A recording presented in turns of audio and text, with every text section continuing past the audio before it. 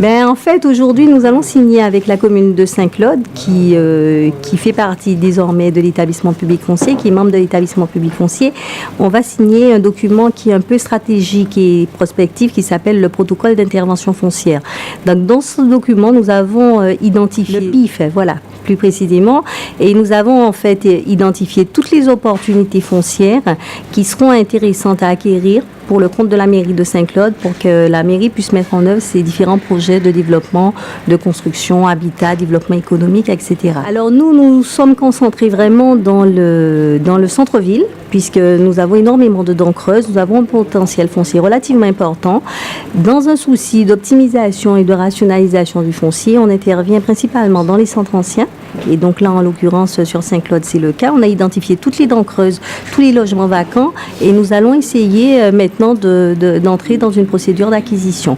Et nous intervenons également en zone périurbaine, dans la périphérie immédiate du centre-bourg de Saint-Claude. Alors, les dents creuses, en fait, ce sont des parcelles qui sont vacantes, alors soit vacantes, soit occupées par des ruines, qu'on trouve dans tous les centres anciens de Guadeloupe, hein, pas uniquement sur Saint-Claude. C'est vrai qu'il y a une relation de cause à effet entre les problèmes d'indivision et les dents creuses, parce que souvent derrière une dent creuse, vous avez plusieurs générations de familles, hein, qui n'ont pas réglé forcément les formalités de succession. On achète, alors on reconstitue, alors avant même d'acheter, il faut reconstituer l'origine de propriété. C'est la partie la plus complexe de notre travail, donc identifier tous les héritiers, tous les ayants droit et rechercher le titre de propriété, hein, parce que sans titre de propriété, on ne peut pas acheter. Et une fois effectivement qu'on a identifié l'origine de propriété, là, on rentre dans un processus de négociation avec l'ensemble des héritiers. On paye le prix qu'il faut, voilà. On essaye d'acheter vraiment au juste prix, puisqu'une négociation aboutie, c'est une négociation qui respecte les deux parties, à la fois le propriétaire et la commune, puisque nous acquérons pour le compte des communes. Il faut savoir que Saint-Claude ne fait que des choses qui sont extrêmement nécessaires à son développement. Et conventionner avec le PF est une nécessité et même une obligation pour nous. Vu les projets que nous avons, il s'agit pour nous d'entrer dans une démarche pluriannuelle, hein, d'acquisition, nous permettant de mettre en œuvre nos projets d'équipement structurants pour la commune, tout simplement.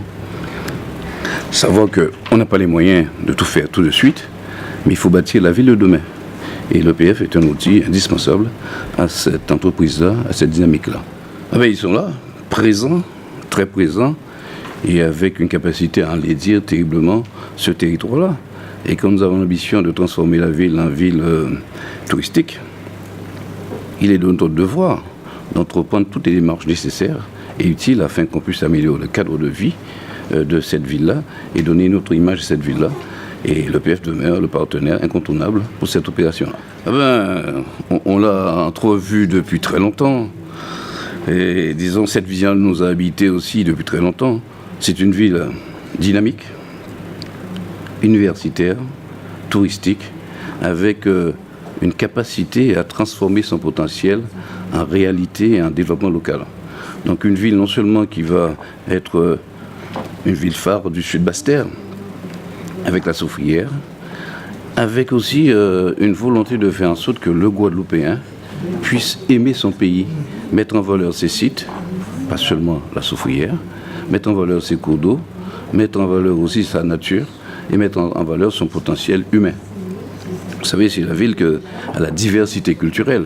On ne peut pas avoir un territoire aussi riche de diversité culturelle sans qu'il y ait une haute animation et aussi faire en sorte que le touriste qui cherche, disons, la créativité, la richesse d'un terroir puisse trouver matière à s'épanouir ici chez nous. Seuls les observateurs pourraient le dire. Mais disons, nous avons pris le parti de travailler sereinement, avec ardeur, avec passion et surtout à rester sur notre vision. Nous avons proposé à la population une vision. Nous avons cette vision-là et Saint-Claude se veut une ville phare du sud Basse-Terre. Animée, une ville vivante, une ville développée, une ville moderne, mais aussi ancrée sur ses traditions et sur ses hommes et ses femmes.